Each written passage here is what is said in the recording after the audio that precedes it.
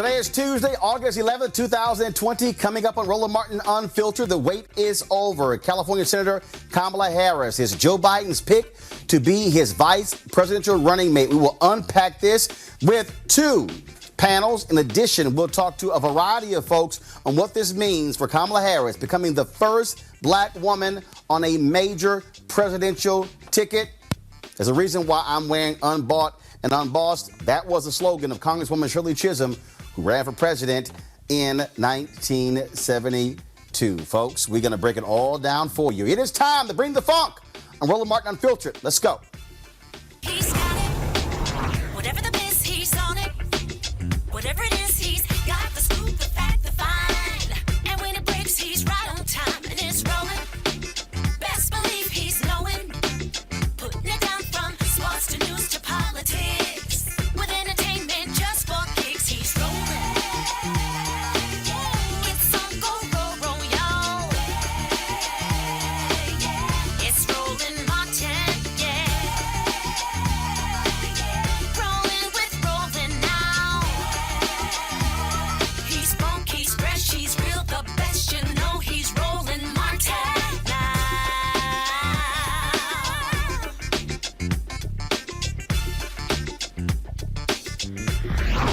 Martin. Folks, the wait is over. Senator Kamala Harris of California becomes the first black woman to be on a major presidential ticket after she was picked today by Vice President Joe Biden to be his running mate. She, of course, ran against him in the Democratic primary. There were some tough battles between them in various debates, but it all boiled down to him realizing that she was the best person to go against Donald Trump and Mike Pence in November. In fact, this was the tweet that Joe Biden sent out. He said, "I have the great honor to announce that I picked Kamala Harris, a fearless fighter for the little guy and one of the country's finest public servants, as my running mate." That was a tweet that he sent out at 4:17 p.m. Eastern on today. There was so much speculation as to who was he going to pick. Among the folks who were on his short list, United Nations Ambassador Susan Rice, who served with him in the Obama administration. Also, Senator Elizabeth Warren, Senator Tammy Duckworth. You had Congresswoman Val Demings, Congresswoman Karen Bass. You also had Atlanta Mayor Keisha Lance Bottoms. But it all came down to Senator Kamala Harris. All right, folks, let's get going right to it with our panel. First up, I want to bring up somebody who is quite happy, Reese Colbert, Black Women's Views. Dr. Avis Jones-DeWeaver, she is a political analyst.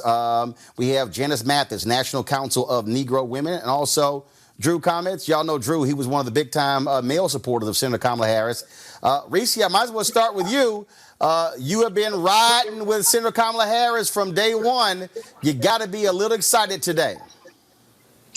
I am over the moon, excited. I got my Kamala Harris side-eye shirt. I'm side-eyeing everybody who wasn't down with Kamala for day one. But guess what? It's water under the bridge because she is the vice presidential nominee. So welcome aboard the Kamala train. Welcome aboard. Obviously, Avis, Joe Biden had lots of great choices. He was under intense pressure from African Americans to pick Senator Kamala Harris, especially black women. Look, many people say he made the right call in the end, but trust me, this could have gone a whole different way. It could have gone, I'm going to try not to be salty in the way that he didn't have control over his people leading up to this. But so I'm going to let it go. But at the end of the day, he made the right choice. As you mentioned, this was the best choice that he can make. If you look at all the different variables in which he seems to be leading Trump in the polls, the one that he seems to still be behind in is this issue of enthusiasm. And if you really want to get that base riled up, you need to make sure that you represent black women, and to have Kamala on there, not only as a black woman, but as a premier, and I would argue the premier black woman in politics today. You cannot have a better choice. So congratulations to her, but also congratulations to him. Janice Mathis, I want to bring you in. Bottom line is this here. Black women they vote they vote Democrat at a higher rate than anybody else in the country. And so Joe Biden could not risk the wrath of that powerful voting bloc. Well, he certainly did not want to risk it. And when you think about it, except for the fact that she has some African heritage, her being chosen was made more sense than anything. She had 80% approval rating. Her favorability rating was higher than Elizabeth Warren's. She brings a part of the country that he's not as familiar with. She's got a sort of pragmatic law and order point of view from having been a prosecutor and attorney general. And so what about it except the fact that she happened to be a black woman would disqualify her? Drew, I'll bring you in. You put out a number of videos that even got the attention of Senator Harris, where you went after people who were critical of her record as Attorney General in California as well as DA in San Francisco. Clearly, Republicans want to use that against her. The White House, they believe that they can get black male voters. What do you think she's going to be under, the kind of attack she's going to face over the next 80-plus days? Well, the kind of attack, first of all, hold up. This is the energy we're on right now, you know what I'm saying? We go ahead and just break out the exclusive Kamala drip, you know what I'm saying? You dig what I'm saying? But the kind of attacks that she's going to be under, I can just see it now. It's either going to be the same 6 or 7 now debunked tropes that we've been going at, you know, for the last year and some change, which is fine because we've already beat that. We've already got literature out. We've already got videos and all that. So that's one of the advantages here. We already know it's going to be thrown at him. Or, and this is the indication I got today, is that his whole thing is going to be trying to classify her as this radical left, anti-police, bought into the entire abolish police movement, and just to try to play on the fears of white folk who look at police as protectors. But you got a problem with that because the last 2 years, all we heard every day is Kamala's a cop. And so now you got to try and pull another 180 to say, well, is she soft on crime, or is she the tough on crime prosecutor? Is she anti-police, or is she a cop? So the messaging, he's got a real challenge. This why this is the best pick ever. I'll say ever. Let me not do that. Maybe I'll say ever. That's okay. We go ahead because I'm representing black women right now. But like he doesn't know how to handle it. It's an awkward situation to be in. Your boy Pence is about to walk into a blender. One of my fellow Aggie alums put that on Twitter. But yeah, they can throw what they want at her, but at the end of the day, they don't know what to throw. Everything's pretty much going to bounce off because you had the left coming at her with one thing that wasn't true. He's going to try to come up the other direction. It's confusing. Look, here's the deal. The reality is this here. It's going to be a top-of-the-ticket battle, Janice. It's going to be a top-of-the-ticket battle between Donald Trump and Joe Biden. Look, I know folks talk a lot about what a VP means, but the reality is voters are choosing between those two. In the case here, what Joe Biden obviously needs is he needs somebody who can go out and prosecute the case. I'm using that word for a reason. Typically, the vice presidential candidate is the one who goes out and they are the attack dog. They're the ones who to really, really go after the opposition. Look, you put a former prosecutor in that place. Look, we see what she has done in the United States Senate in these various hearings. We're going to see a whole lot of the prosecutor in Senator Kamala Harris prosecuting the Trump administration on the campaign trail.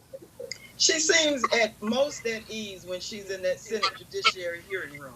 That's when you see the real authentic Kamala. She goes after those issues, and not just with passion, but with a deep understanding of those complex judicial issues.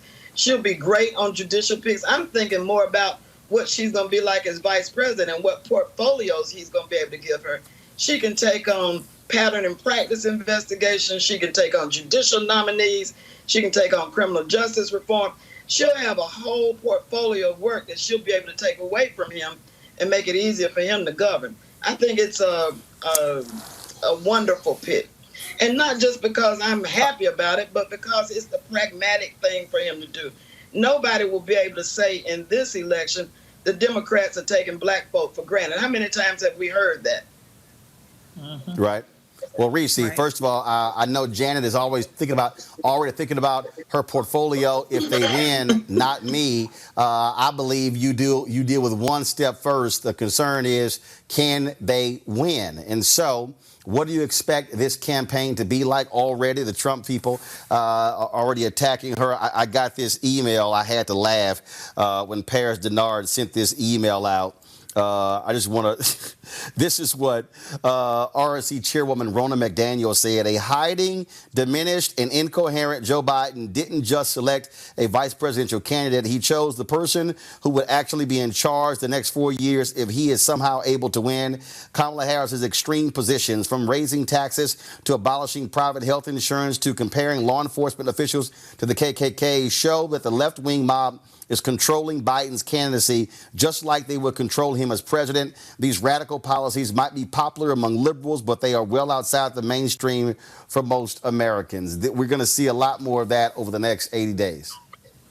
Well, and that's where it was very, very wise of Joe Biden to pick somebody who has a national profile like Senator Kamala Harris does. I mean, she has been on the Colbert Show. She has been all over media for the past several months, really leading the charge on the coronavirus response from the Senate Democrats. She's led the charge on the criminal justice response. And so it's going to be incredibly hard to paint this extreme narrative about a person that's pretty well known and, as Janice pointed out, very popular throughout the country. What this is a competence pick, it's a pragmatic pick, and it's a substantive pick. It really benefits Vice President Joe Biden to have somebody like Senator Kamala Harris, who is actually providing a blueprint with her Senate work and how the Joe Biden administration can tackle the very real crisis, the pandemic that we're experiencing, the racial pandemic that we're experiencing with Black Lives Matter and the criminal justice movement. And so they're going to have a hard time painting her the way that they want to paint her, because there's too much meat in her record, too much substance in what she's been pushing for, and she's too well known. And another benefit that she brings is she has the cultural competency to go into spaces that Joe Biden has struggled with. You know, he made the gaffe about Black people not being as diverse as Latino people, but Kamala Harris can go into AAPI spaces, she can go to Latino spaces, she can go to the Native American community spaces, and she can go to Black spaces, and of course, white spaces. She can do it all. She can prosecute the case. And more importantly, she can give people an affirmative, inspirational vision for what a Biden and Harris administration would mean for everyday people. I want to do this here. Anthony, pull the audio up. This is the session that we shot in Atlanta after the debate in 2019 with Higher Heights. Let's take a listen to this conversation. And so for me, as I look at, what lies ahead, it's, again, in my testimony, in the faith and the promise of the work, of the intent, of the impact, of the influence, and bringing others along, because I honestly have seen by witness and favor that it can be done. Thank you. Thank you. Yeah, so yes, please. Yeah, so, it's about the work. Again, here we are in Atlanta. When my dad ran to be the first African-American elected from the Deep South since Reconstruction, we didn't have early voting. We didn't have online registration. We didn't have Sunday and Saturday voting. We voted on a Tuesday, and the day of election, it was the pouring rain. Folks, we're going to play some more of that video a little bit later.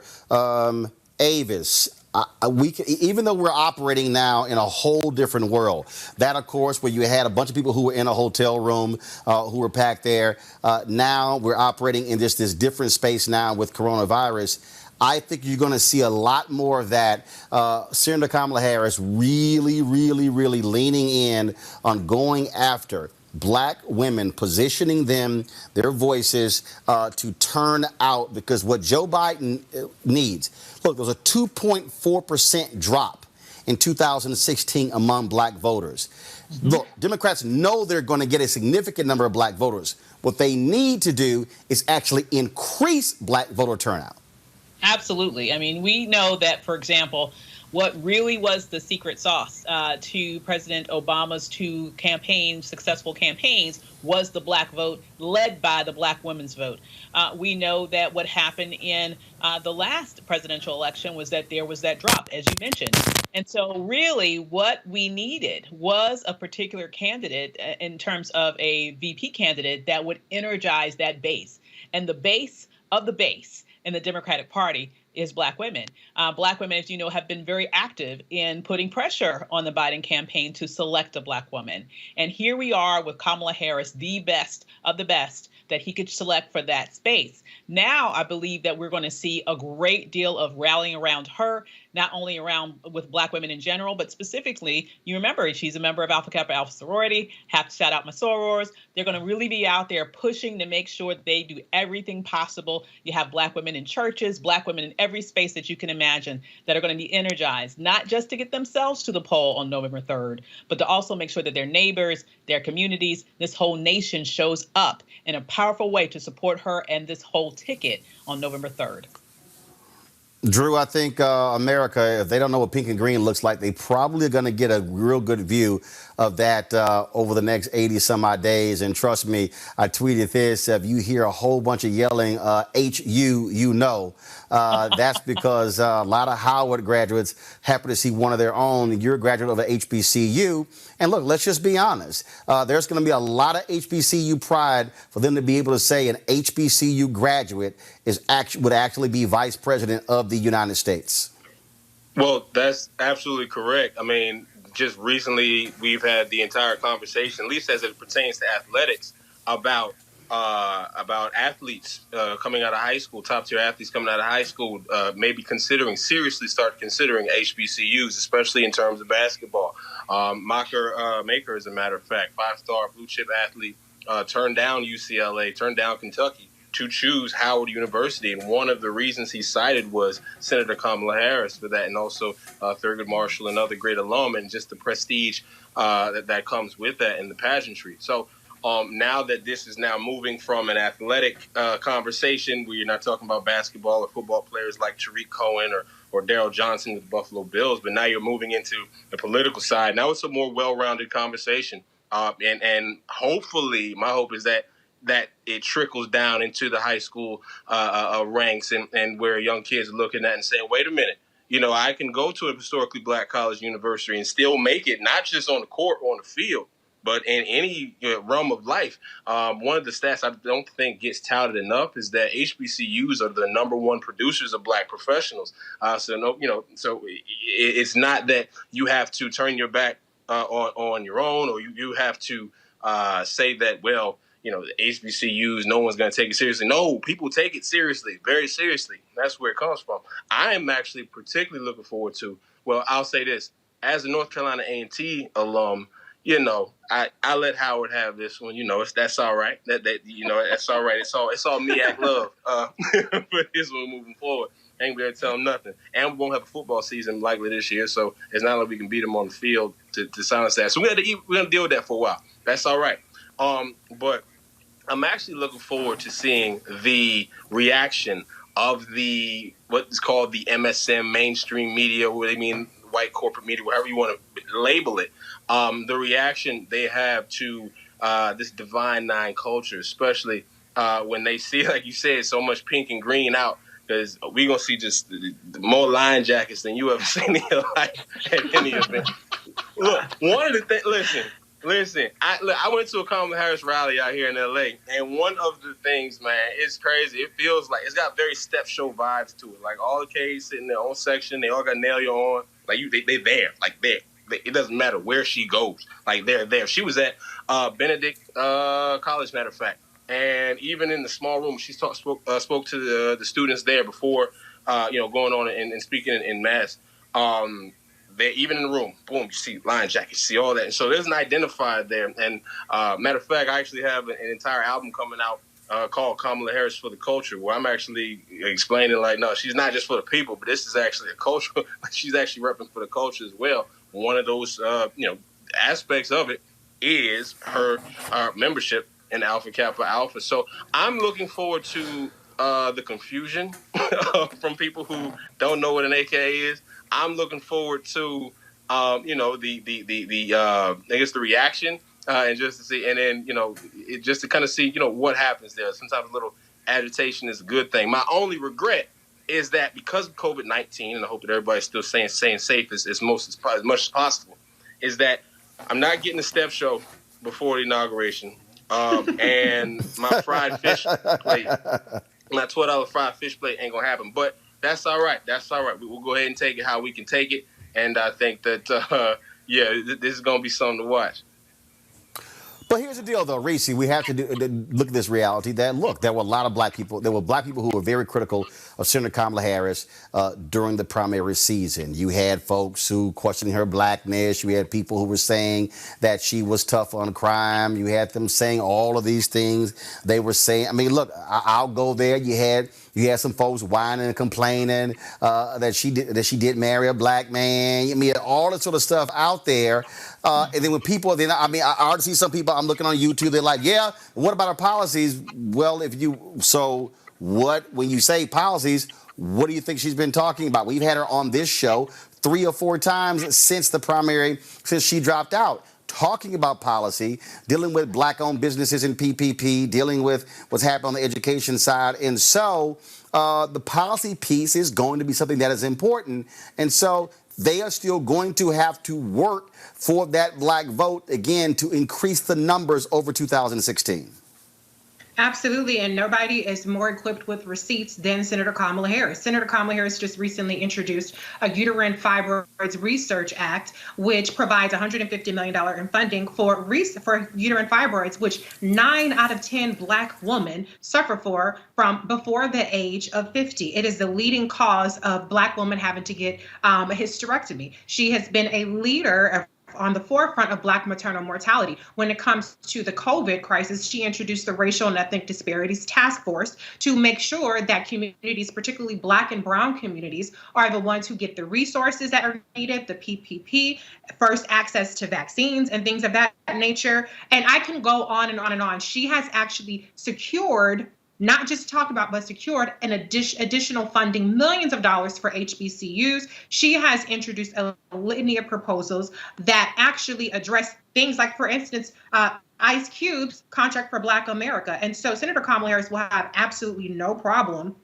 articulating what will be done under the Biden-Harris administration. And as a matter of fact, before she was named as a vice presidential running mate, Joe Biden incorporated her Racial and Ethnic Disparities Task Force into his Black America agenda. And so if people really want to talk about policies, if people really want to get into the substance of it, Senator Kamala Harris is the perfect messenger for that, because she's been there and she's done that. And she actually knows how to talk to our communities, not the Cliff Notes, not the very surface level stuff, and then you can't get into it after that. She knows these things from the inside, from deep inside, because she's well studied on it, well versed on it, and she's actually put forth tangible solutions to close the black home ownership gap, to put more black teachers in schools, and I can go on and on and on. And so I think that what we're going to see here with Senator Kamala Harris is kind of the same thing that we saw with then Senator Barack Obama when he ran. There was a level of skepticism towards him. There was a level of the country's not ready for a black man to be president, but there was a rallying effect, particularly after he became the nominee. And I think that people will have a sense of pride once they take a second look at Senator Kamala Harris. Now you're starting to see people back off of the smears. Now you're starting to see people correct the record. Now you're starting to see journalism change their tone towards her. And so, yes, when Kamala Harris was getting 181,000 out of 200,000 attacks just for her alone after the debates, of course, people are going to have a negative impression. But her work and her visibility since the campaign has raised her profile. She is not disproportionately unfavored. And as a matter of fact, she has high favorables with black people. And so I don't see a problem with that whatsoever. She now has the biggest platform to really show people that she is the one who's going to look out for our community, for the people and for the culture. Janice Mathis, you understand the need to get out to vote. We're in a different space now. We're in a digital world. You and I have talked in the past about, again, how do you mobilize people going from precinct to precinct? And so What is your advice to this Biden campaign, this Biden-Harris ticket on how to turn people out in this coronavirus pandemic? What should black people be doing when it comes to the digital side in terms of being able to drive people to the polls? I think the most important thing we have to do now, and this is very serious, we've got to anticipate that there will be widespread voter suppression. We've got to anticipate that what's going on with the post office is not a coincidence, attacks on mail-in voting. And I think we've got to challenge our white sisters. If they ever watched the President of the United States deal with April Ryan or deal with Yamiche Alcindor, if this cannot be put on the backs of black women alone, women who think that women deserve to be treated with respect and equality and dignity, this is a time where they're going to have to step up and not march the day after inauguration, but vote on election day. I think it's terribly important that we issue that challenge. We can't be expected to wrestle people to the ground to do for them what is in their best interest that they are not willing to do for themselves. And Reese, Drew, Janice, as well as Avis, we surely appreciate it. Thank you so very much for joining us. We'll be chatting with you a lot more over the next 80 plus days. But with you. I certainly appreciate it, Janice. Thanks a lot. Folks, here is Senator Kamala Harris. Last time she appeared right here on Roland Martin Unfiltered. Here was our conversation. Now is Senator Kamala Harris of California. Senator, glad to have you back on Roland Martin Unfiltered. It has certainly been an unbelievable week.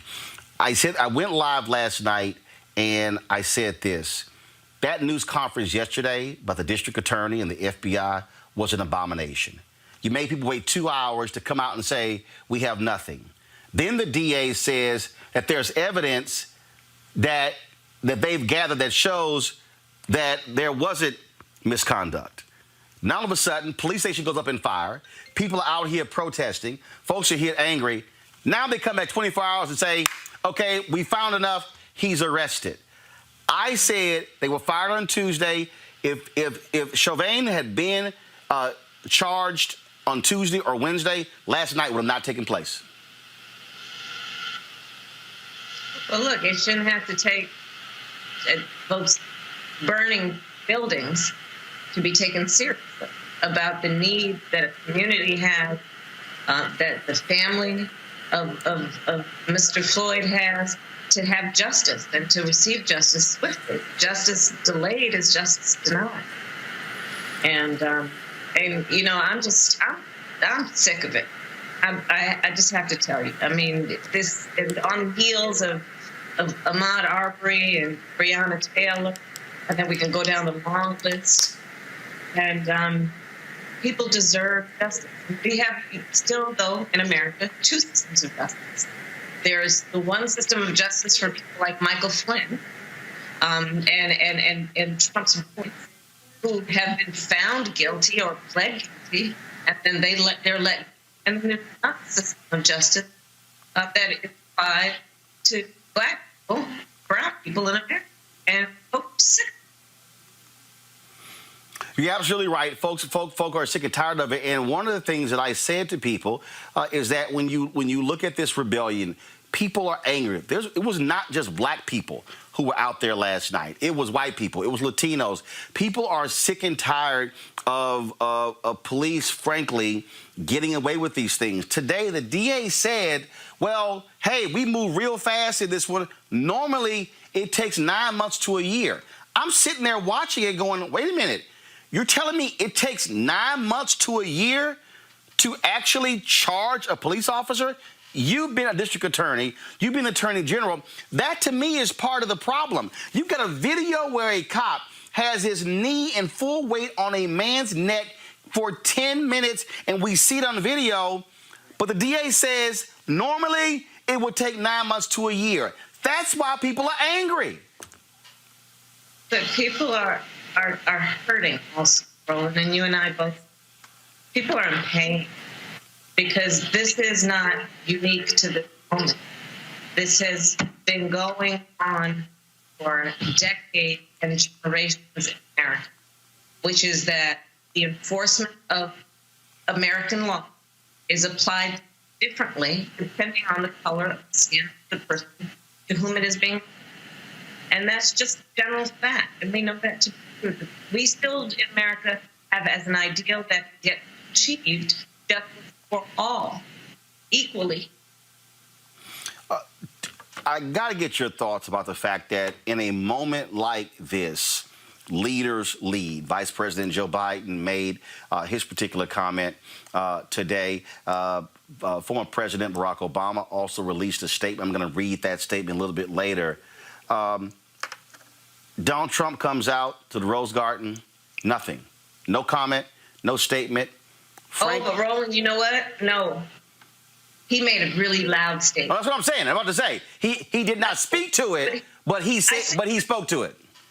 No, listen, I suggest that you rewind it, start from the moment they start walking out of the White House onto the podium, the Rose Garden, and put it on mute. It is such a loud statement. Just walk. Look at it.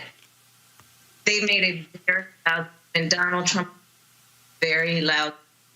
He dog whistled to the people that he believes are his loyal supporters to let them know he's still with them. And just watch it. Watch it that way. Mute it. And it will be very loud to hear him saying. Well, and you make an excellent point there because, again, what we are seeing and dealing with is an abdication. All right, folks, I want to bring up now a couple of folks, Melanie Campbell with the Black Women's Round Table and National Coalition on Black Civic Participation also. And so I want to bring her up. Melody, glad to have you back on the show. Are you there? Yes. How are you, Roland? Okay, all good. Just wanted to be able to hear you, make sure everything is there. Also, let's, again, first of all, I'm trying to, we got a couple of issues here, so sorry, folks. Trying to pull up our next guest. Let's bring up Glenda Carr. She's with Higher Heights. Yeah. Higher Heights, of course, their goal is to get more Black women elected to office. Are you there, Glenda? I sure am. Can you hear me? Yep, I can hear you just fine. All right, Glenda, I'll start with you. That video that we showed from Atlanta, that was a Higher Heights event that took place there. Your organization has long been champions of Senator Kamala Harris. How does it make you feel as a Black woman on this day to see a Black woman on the first major presidential ticket? Here we are in 2020. And, of course, the reason I'm wearing this shirt, Congresswoman Shirley Chisholm, when she ran for president in 1972, has been a very, very long time. Roland, I saw your shirt and I ran and got my shirt. And so you're exactly right. I mean, we're 48 years since Shirley Chisholm, went to the 1972 Democratic Convention and had her name entered into nomination from the floor, making her the first African-American and first woman to have her name entered into nomination for any major party. So that being said, today it is the roadmap and the legacy of Shirley Chisholm and her unbossed leadership from 1972 and beyond. And so there's two things that I think that we need to celebrate as Americans today, is that, yes, Senator Kamala Harris has made history being named as a vice president running mate. But at the end of the day, and Roland, we spent a lot of time talking over the last couple of months, there was a list of Black women and they rose to the top of the list as potential nominees. And so we celebrate the gains that Black women have made. At the end of the day, we have put more into this democracy than we have gotten back. And today is just beginning to be the inch forward. Black women are leading in 2020. We will lead at the polls and we will lead on the ballot. So Kamala Harris's name just gets added to the record number of Black women who are running for Congress in 2020. And frankly, last week we now know that we have a record number of Black women nominees, both on the Republican side and the Democratic side, that are marching forward to the November election. And so it's great to see that from the local level to the highest ticket, Black women are leading boldly in this moment. And I think will create the energy for Black women to organize themselves to the polls, but also organize their house, their block, their church, their sorority, and their union. Melanie, African Americans, of course, here we are just last week, 55 years after the Voting Rights Act. And it was extremely difficult for African Americans to be elected to statewide office. And the reality is that Senator Barack Obama was a United States senator who was sentenced to become president. Senator Kamala Harris, before that, was California State Attorney General, statewide office, then, of course, becomes United States Senate. This is what Black folks have been talking about, fighting for, working diligently for, to put African Americans in position for positions such as this, as opposed to simply being left out and ignored. We had Black mayors, but then as you begin to go up for statewide office, it just got tougher and tougher, and this is the fruits of that labor. Most definitely. And I was telling someone, I said, her getting the VP slot to be on this ticket, it changes the dynamic. It makes it the norm. I keep saying one of the things about this was it was not about being the exception to the rule, but the norm. So that you're talking about more governors, you're talking about more secretaries of state, you're talking about the ability to have more Black folks in the U.S. Senate, and of course the House. As we've already seen that happening. We've seen that happening on a local level. Now we rise to the top of this ticket for the Democratic Party. I think it changes the dynamic, let alone just in this moment, just take a moment to just celebrate this her story, this American history moment. I just feel my mother looking down, and my grandmothers and all of my aunties and everybody else who tilled the soil for this moment. And then we know we're going to enjoy this moment, so tomorrow we can get to work. And again, that whole point about getting to work, Linda, is critically important because, again, it's great to celebrate an historic appointment, but it doesn't actually mean anything if they lose in November to Donald Trump and Mike Pence. Absolutely. The work now is to ensure that the Vice President Biden or Biden-Harris ticket invests in Black women and Black voters, and that is being in regular dialogue to center our issues and the policies that they will continue to put forth, and to provide the necessary infrastructure, recognizing, Roland, voters are going to be voting during COVID-19. So helping Black women create that safe vote plan, and that safe vote plan is figuring out, are you voting by mail? But frankly, how do we vote early to ensure that our votes are in and that you're voting with less crowds? And then finally, that we are protecting and fighting for every vote to count. And that is the work of not only the campaign, but also groups like Higher Heights and the Black Women's Roundtable to ensure that Black women are prepared to vote. I think we are fired up, both from a policy perspective. We recognize that we need a change in the direction of this country. A poll that we recently did with Cornell Boucher and the Brilliant Corners showed, when voters talking about the vice president pick, that they're looking for a new generation of leaders. They're looking someone that can unify and to make history. And I think Kamala Harris checks all of those boxes. And now it's about getting to work to mobilize our community, but frankly, rooting that in the fact that Black women want economically thriving, educated, healthy, and safe communities. And any candidate, including Vice President Biden and Senator Harris, have to put forth plans and a conversation around how do we actually make that happen for Black women. And that's the key there. The reality is this here. And frankly, whether it's Biden and Harris, Melanie, African Americans, what we cannot do is do what we did when President Obama was there. And that is be happy to see a Black first family. We must be advancing our agenda, period. And that's correct. And we talk about electing a white man, 77-year-old white man with this Black woman. I think the key what Glenda already said, what you've already said, we've got work to do. I'm also going to put my other hat I'm wearing today. I'm not wearing my Black Women's Roundtable hat while I'm talking. I'm Sisters Lead, Sisters Vote, just to make sure that we're clear who I'm representing on this call tonight. But it's get to work time, and it's not going to be easy. It's not going to be an easy road to make this happen.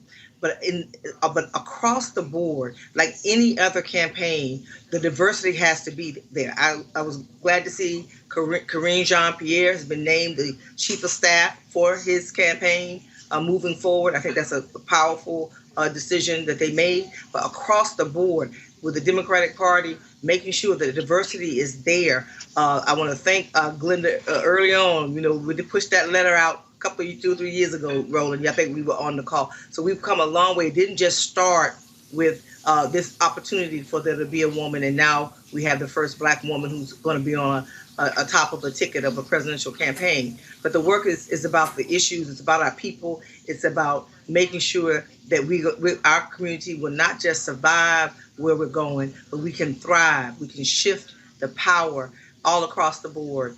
It's not the panacea, but it sure feels good. It feels good tonight. All right then, Glenda, as well as Melody, we certainly appreciate it. Thank you so very much. Thank you. Thank you.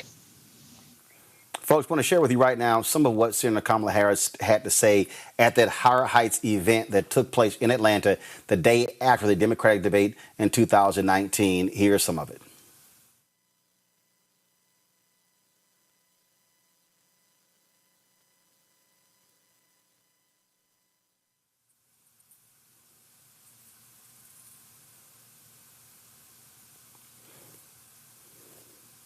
All right, folks, do we have it?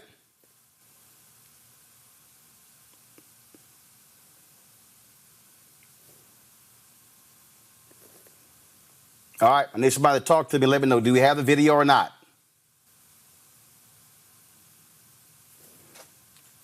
All right, let me know when the video is ready. Right now, I want to bring up I don't know what's going on with the video there. I'm going to bring up a couple of our panelists right now. We have, of course, Eugene Craig Organization, Kelly Bethea, communication strategist, also Brittany Lewis, political analyst and historian. So, folks, let me know when that video is ready. I'll bring them up. Also, coming up shortly, we're going to have Reverend Dr. William J. Barber, who'll be joining us as well. Eugene, I want to start with you. Republicans are already attacking Senator Kamala Harris, but this is the one candidate. This is the one candidate. A lot of the other folks, no, folks, leave Brittany where she is. No, leave Brittany where she is. Eugene, I want to sit here and go to you. A lot of those Russian bots were going after Senator Kamala Harris. Republicans don't want her. Well, a couple things. This Republican absolutely does want her. And our team over at the Lincoln Project actually dropped an amazing ad after she was announced VP candidate for Joe Biden, just highlighting the leadership that she and Joe would bring to the country. But look, Republicans, they're dumb, but they also aren't dumb. They know what the demographics look like. They know what the numbers look like, and they know what this election is going to look like. And they also know what kind of dog walking is going to take place across this country when Kamala Harris gets to debate Vice President Pence. This is probably the nightmare situation for Team Trump, because now, look, Black women are going to be energized to get out there and turn out and turn up, donate and vote. Good Black men are going to be energized. And I think the numbers that Team Trump was looking at when it comes to Black men are probably going to be cut in half with, which wasn't much in the first place, right? We're looking at 10, 12%, but that probably goes down to 6, 7% with Kamala on the ticket with Joe Biden. But Republicans, they are terrified. They're having flashbacks to 2008.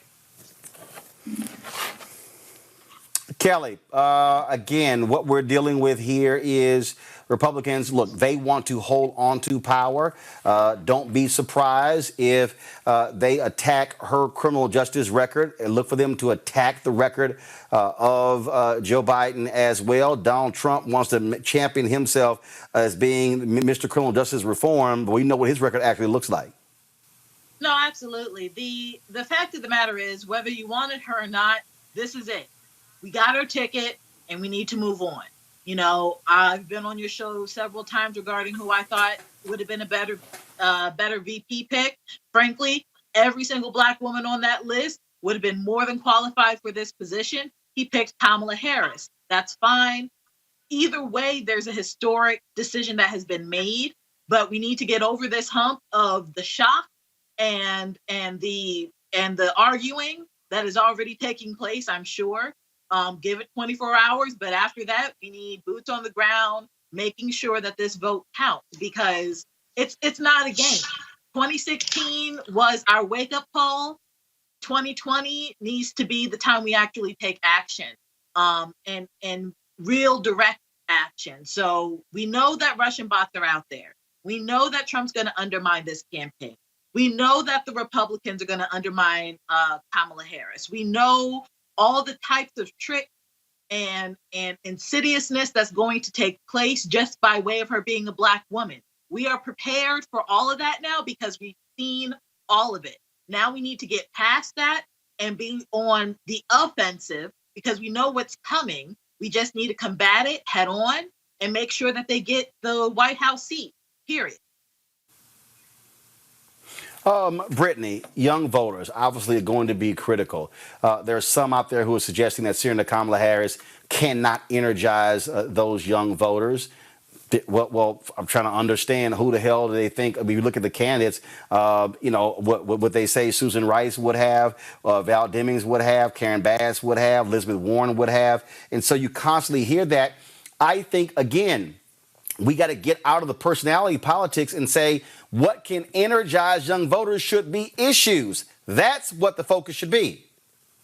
Absolutely. You brought up an excellent point. I'm not sure who would actually be better than Kamala in terms of invigorating the younger vote. And I think that they are going to turn out. I think Donald Trump is shaking in his boots.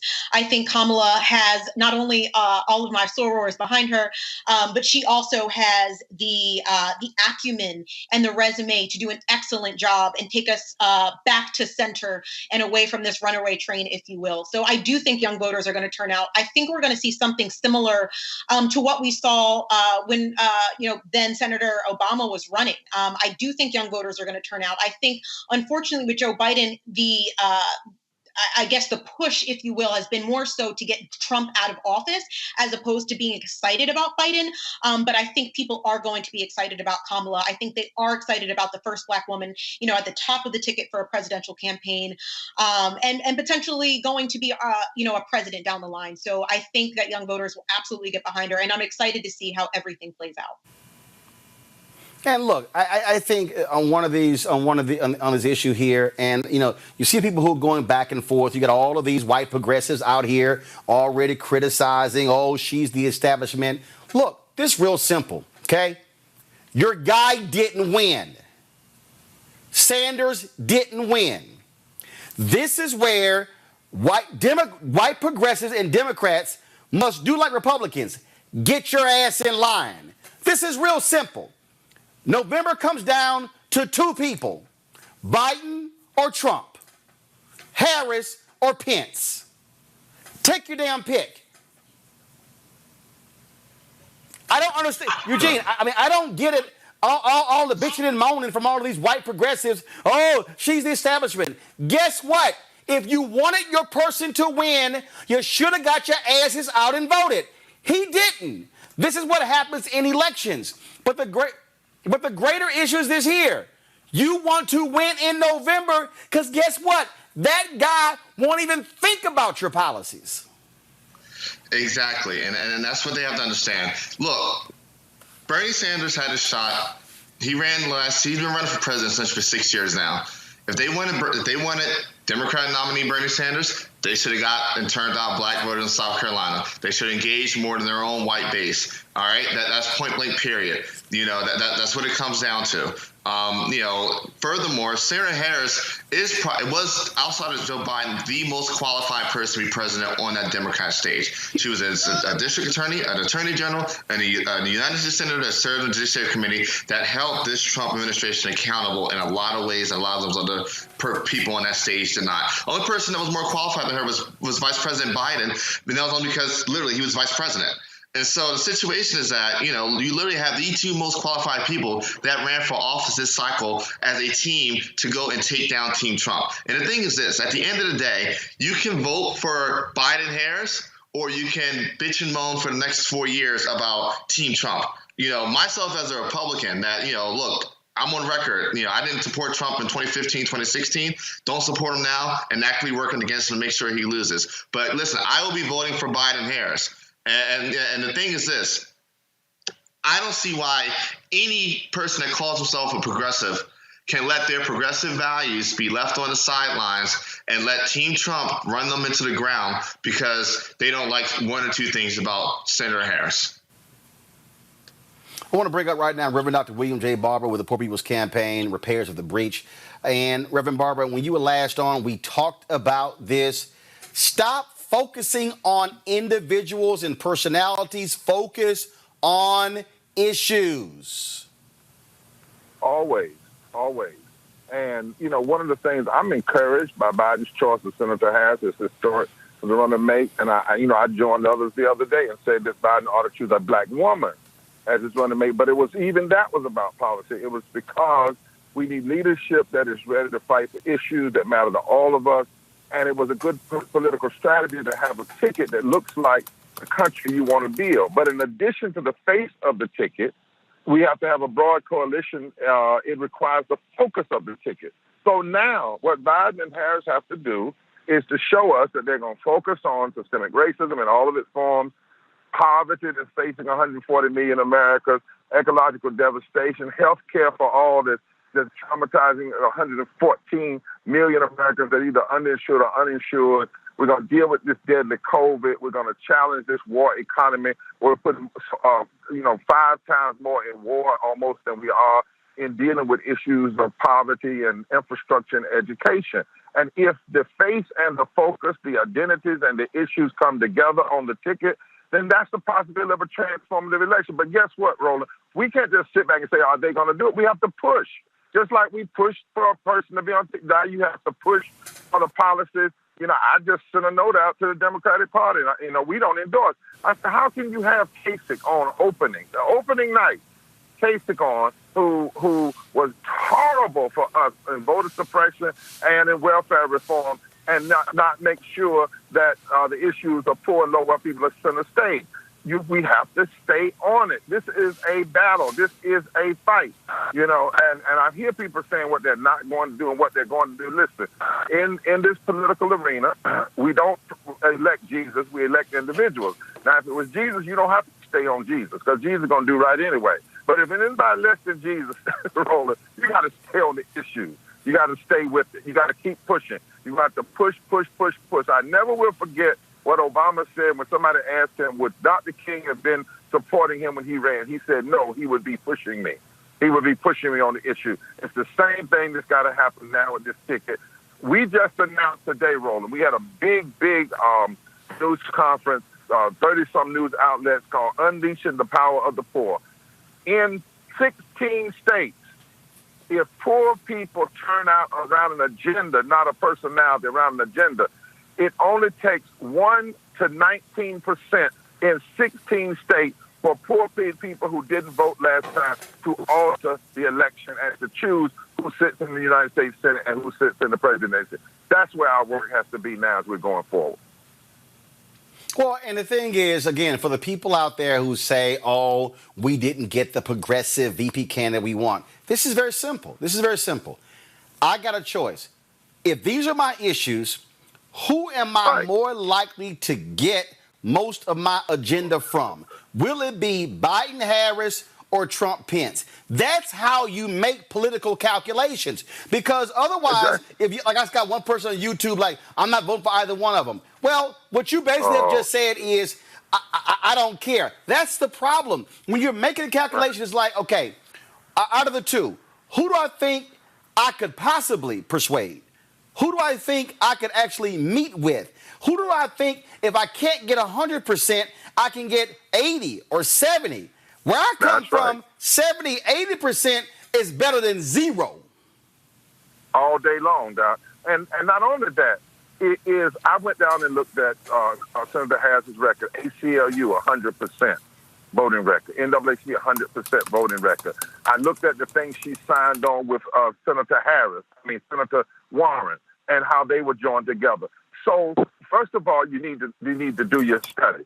Now, anybody that says they're not going to deal with anybody that they don't like for one or two things, that means you don't even deal with yourself, because nobody is totally comfortable with their own self. But listen, A. Philip Randolph, in the middle of the Great Depression, made FDR a great president. Made him a great president. With King and John Lewis, made Lyndon Baines. He was a segregationist. And it wasn't even an election year, but they did the kinds of things that made them move.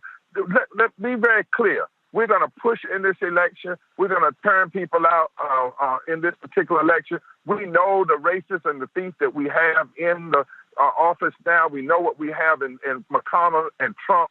We're going to push this ticket, going to push them to articulate the right things. We're going to push them after, if they win afterwards. We're going to stay at them. Listen, we had a plan to march this year, Roland. Poor People's Campaign. We didn't have it for COVID, but we had it online. 3 million people showed up. Don't think that we're not going to do the same thing if there's a new if Biden and Harris win on behalf of the issues. We're going to demand in the first 100 days you address the issues that are hurting millions and millions of black people and poor white people and so forth. But the last thing you can do is have like we had in 2016. We complain about Trump. 79,000 votes got him over in 3 states. 100 million Americans stayed home. 34 million poor and low-wealth people. And what poor and low-wealth people around the country are saying to me now is we're organizing. Wait a minute. We don't have to say we're not going to vote and we're just going to stay home because nobody's talking about our issues. We can vote, organize, and make them talk about our issues.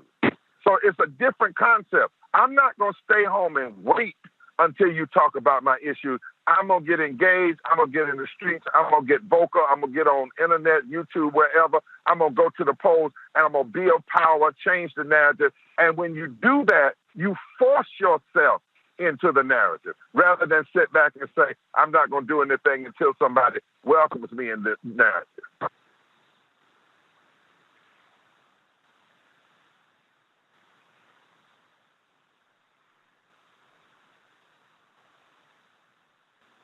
Did I lose him? You there? No, I said as Reverend, y'all released the Power of the Poor vote study today. We were together in Mississippi and North Carolina. You have been saying for years, poor people could literally change the electoral process if they use their power to do so and actually vote. That's right. And it doesn't even take 100%, Roland. It doesn't take 80%. I mean, we now have a document, an empirical data document that actually says, stop talking to politicians, stop saying poor people don't vote.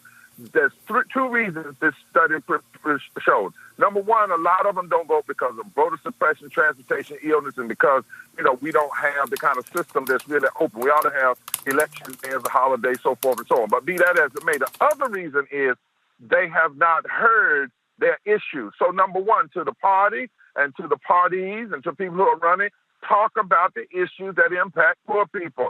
And not only poor people before COVID, but now we're going to have over 50% of Americans living in poverty, 114 million people without health care, 30 million people unemployed. Those issues have to be front and center, not on the margins. We don't need moderation now. We need those issues at front and center. But there's another thing. Poor people are saying, wait a minute. You mean to tell me if black poor, white poor people, low-income people, and white poor, low-income people, and brown can get together and just concentrate about 20% more of those who did not turn out, we can shift an election? Oh, if that's the case, not only are we going to wait, as I said, for others to talk about issues, we're going to push into it and change elections. We had, Doc, I don't know if you heard, but in Tennessee, there's an African-American woman that just won the Democratic primary, and nobody thought she would. She was raised up in the Poor People's Campaign. We never endorsed her, but she won on issues. People came to her over issues. The Kentucky governor that's there now, we didn't endorse him, but we pushed issues so hard He talks about the issues we're concerned about, and black poor people from Louisville and white poor people from the mountains got together, and he's governor of the state of California, of Kentucky now. And that can happen all over the South. We've got people, it can happen. And so that's why I'm rolling. What we're going to do is focus on these Senate seats, because this report shows us the Senate is in play and poor and low wealth people are in play. And if you win the Senate, you'll also win at the top of the ticket.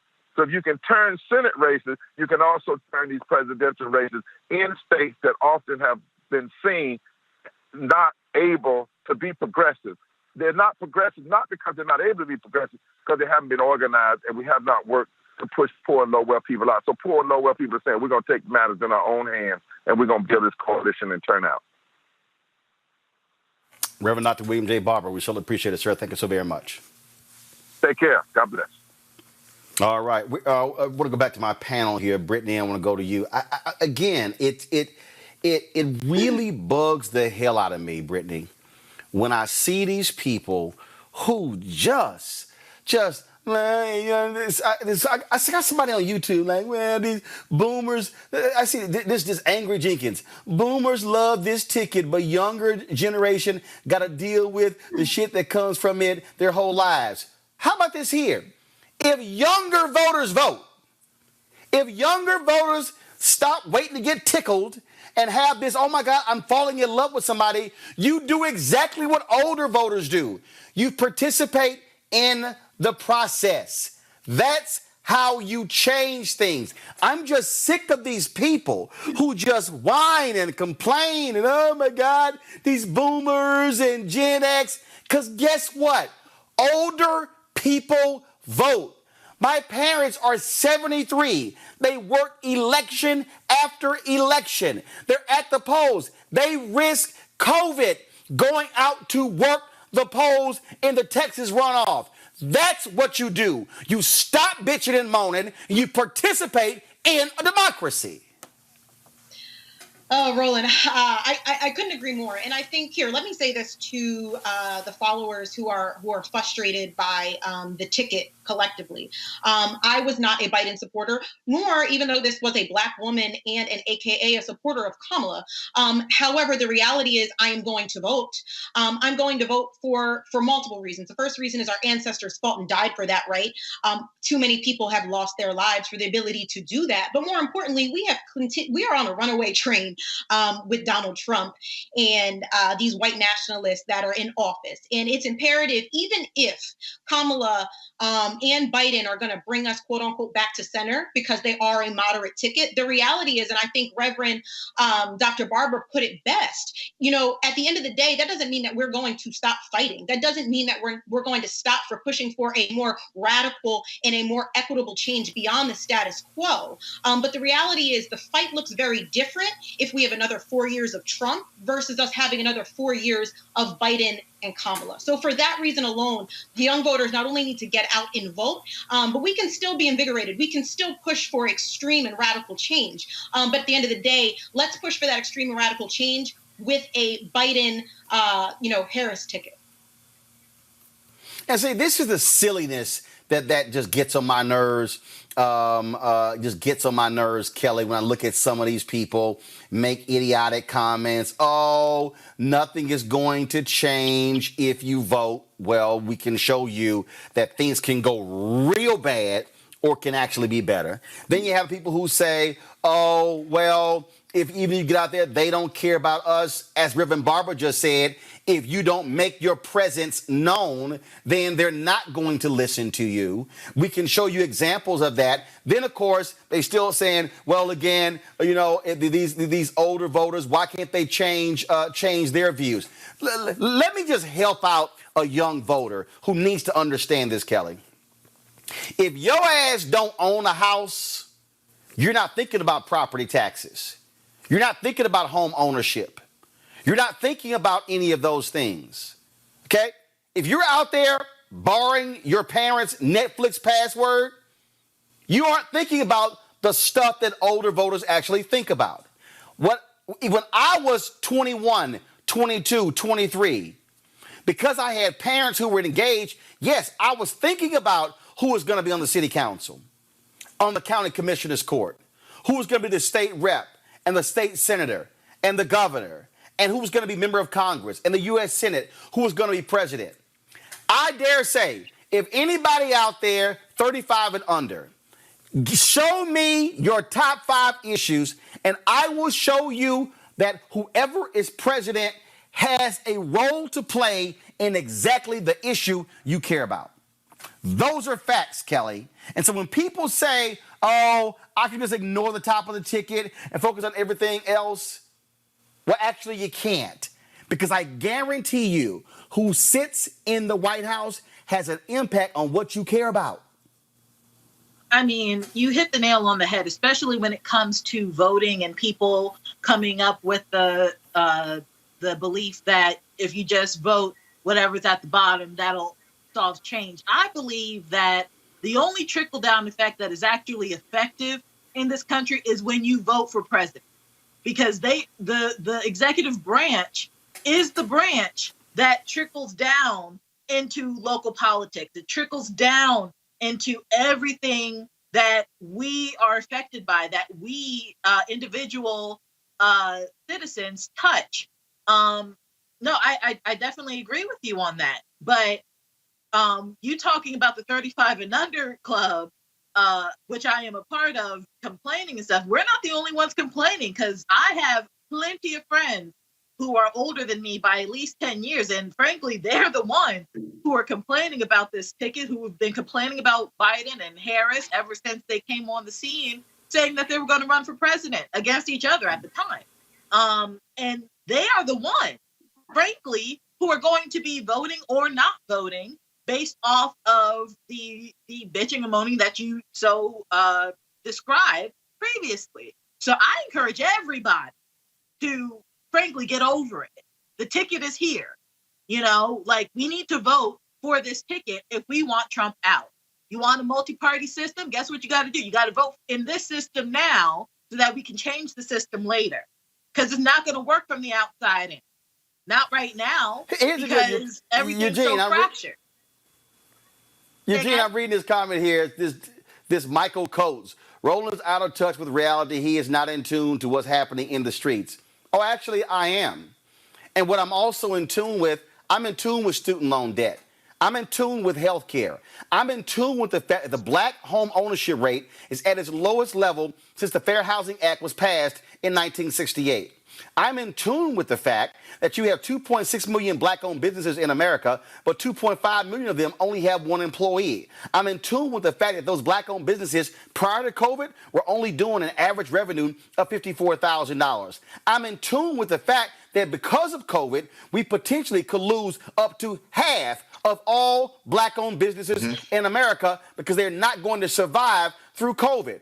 Oh, I'm very in tune to what's happening when it comes to education in our communities. I'm in tune to the lack of mental health services. I'm in tune with what's going on to progressive DAs and then these hardcore conservative DAs who are all about throwing folks in jail for the rest of their lives. I'm in tune with the fact that what we're dealing with is a clear and undeniable racist in the White House who does not care about us and who will say and do anything in order to maintain power. What I am aware of, Michael Coates, since you think you know what's happening in the streets, that Donald Trump has appointed 203 federal judges since he has been there. That represents 25% of all federal judges in America, Eugene. That means that if Donald Trump gets reelected, he will, at the end of 4 years, will have appointed half of all federal judges in the United States. And those federal judges do not like civil rights, do not like the environment. They are pro-business, and they also are pro-law enforcement. So, Michael Coates, you tell me, who the hell kind of judges do you think are likely going to be picked by Biden-Harris compared to Trump-Pence? By the way, Michael, the judges Trump is picking, those judges are between the ages of 35 and 45 because they want them to be there for the next 50 years. That means, Michael, when your children file a lawsuit, they're likely going to be going before a judge that Trump picked. Now, you tell me, who the hell doesn't know what's happening in the streets? Eugene, go ahead. What else is there for me to say after you done ran down all of it, Roland? I mean, you got to leave me something there. But I will say this to your previous point of the under 35 crowd complaining. Let's talk about some things real quick. You want to go to Tulum? You want to go to Cancun? You want to go to Cabo? Guess what? Your president of the United States might affect that, and the leadership that's there when something like coronavirus hits might affect that. You want student loan forgiveness? Hey, your president might affect that. You don't want your friends to be tear gassed, shot with rubber bullets, or beat up by batons by militarized federal police forces that shouldn't be on our streets in the first place while they're protesting about their survival as black people in America. Hey, who's in the White House may just affect that. Who's in the U.S. Senate may just affect that. Who's your governor may just affect that. And I mean, and you can go down the list. I mean, you ran down most of the list. I don't have to rehash it. But the thing is this: at the end of the day, numbers don't lie. The biggest voting population in this country are the under 35 millennials and Gen Z. You know, we outnumber the boomers. It's fact. It's fact. But the issue is that the boomers turn out and vote. So if you want to change how this country is run or policies that this country pursues, do two things: either run for office like AOC did and flip shit, or get out and vote and elect people that will flip shit. Well, let this here. So there's this one person who complains, well, why are you upset that progressives, this Bruce Leroy just sound like an idiot. He goes, how can you bitch about Biden picking a black woman VP and then trash progressives because we want a progressive VP? Well, you didn't get one. So now what are you going to do? See, let's just go ahead and cut through all this. What you going to do now? See, this is real clear. Trump's not an You option. wanted a progressive VP. Now, here's the deal. You want a progressive VP. Now, there are some who call Kamala Harris a progressive VP. But let's just be clear. Let's be real clear. Biden, Harris, Trump, Pence. Okay, I'm going to go ahead and wait. So since Bruce Leroy, I got time for you today. I already dispatched with Michael Coates. Let me deal with you, Bruce. Bruce, since you say you're progressive, I want you to type in the chat your top 5 issues. I'll wait. I want you to type in your top 5 issues. Since you're so progressive, type them in. I'll wait. Because, see, this is the point, Brittany. When I hear progressives say, oh, I want a progressive, again, you have over here. So I would assume, Brittany, that progressives care about the environment. Just yesterday, the Trump administration overturning Obama-era regulations when it comes to dealing with the environment. So if you're progressive, let's see. Do you think that Biden Harris are going to be more sensitive about the environment than Trump Pence? I'm just curious. Yeah, I really don't understand this, and I think the terms are laid out pretty clear, and you guys have given a ton of examples in terms of what we're up against if we are not going to go out and vote, and if we are not going to ensure that Donald Trump is removed from the White House. Because at the end of the day, and don't get me wrong, I'm an idealist at the end of the day, but at the same time, I recognize that who is in office has material consequences in terms of how money is allocated, whether we're allocating 60% of the national budget to military spending, or if that's going to education or social welfare programs, right? So I think it's very important that not only are we voting and are we getting behind it, I'm part of that camp that was for Sanders, like, to be clear to the people who are saying that they're progressive, right? I was a part of the Sanders camp, but at the end of the day, I am going to vote for that Biden and Harris ticket at the end of the day, because it's a different battle if they're not in office. I'm not saying that we don't need to still push. We absolutely need to push. We know this. But again, it's a different type of battle, like you brought up, in terms of climate change, in terms of COVID-19, in terms of what's happening with Black businesses. It's a different battle depending on who is in office. And for that reason alone, we need to get out and vote. And here's the deal, Kelly. Again, I am more than willing. Yank Uger and the Young Turks, he sent a tweet out. I had to sit here and smack Yank. I did. I had to hit him because he was like, oh, the establishment, they wanted Kamala Harris, and they got Kamala Harris. And I said, Yank, let me remind you, black people have been more loyal to the Democratic Party than white progressives have been. Let's just be real clear. But what we're dealing with here, and I need people to understand, I'm not in love with Joe Biden. I'm not in love with Senator Kamala Harris, but I know who I hate. I hate evil. I hate lying, despicable, degrading Donald Trump and that Stepford husband of his, Mike Pence. That's what I know, Kelly. And what I know is those two, coupled with Mitch McConnell controlling the Senate, they will screw Americans over for 4 more years. And there is no way I can be silent and let my nieces become of age in Trump-Pence America. No, not today. And that's the power of the vote. The fact that we now know who's running and who's on the ticket, that gives us the power to choose, right? But specifically, what's the quote? The enemy of my enemy is my friend. That's kind of how, if you really don't like Biden like that and you really, really don't like Harris like that, you need to abide by that quote, because they are the enemy of Trump. And if you don't like Trump, you need to get on board with the Biden-Harris ticket, period. Because those are your only 2 options, your only 2 viable options as to who's going to be president of the United States and vice president, respectively, period. So we could go round and round about, well, Biden does this and Kamala said that. And, like, I don't like this because of what she did in California. And what about the black vote? This, that, that. It doesn't matter anymore. We have a ticket. It's Biden-Harris. We need to push this ticket into the White House, lest we have another 4 years of Trump-Pence. Like, it's a real simple equation. And Kelly, let me be real clear. Okay? Obama was not happy when I critiqued him. Let me be real clear. No one's happy with the critique. Biden-Harris wins. You can bet I am going to push them on the issues as far as I can.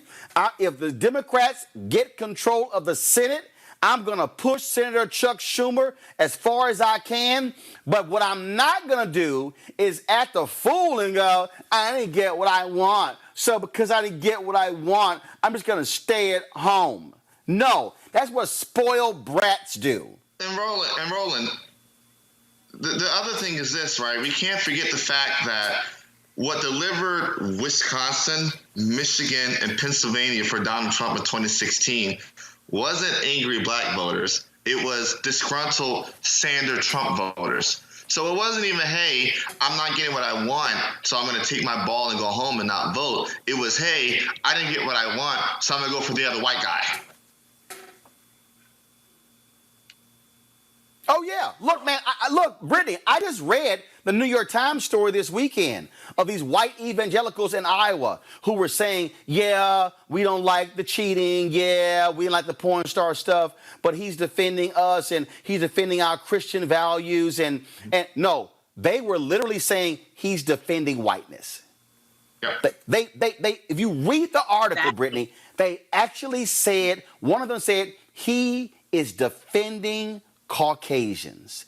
What we are dealing with Donald Trump is they want to protect whiteness. White fear is driving them. Last night, Tucker Carlson literally said on his show that if we don't sit here and if we don't slow down the demographic shift in this country, we are going to lose these cities. What's the translation? If these black and Latino people take over, it's over for us white folks. That's why they are supporting Donald Trump, Brittany. And that's why I will oppose Trump and Pence at every turn with every fiber in my body. Absolutely. We know Trump is a white nationalist. I mean, we've known this from his earliest days in Atlantic City. We've known this by the properties he's owned, where he basically explicitly said, I'm not allowing brown and black people to live in my building. I don't want poor people here. We know that, his actions in response to those that were in Charlottesville, which were neo-Nazis and white supremacists. We know even the people that have been appointed, right, who very clearly had white nationalist stances that are working literally in the White House right alongside him. So again, and I'm really saying this to the folks who are critiquing Biden and Harris, I'm with you.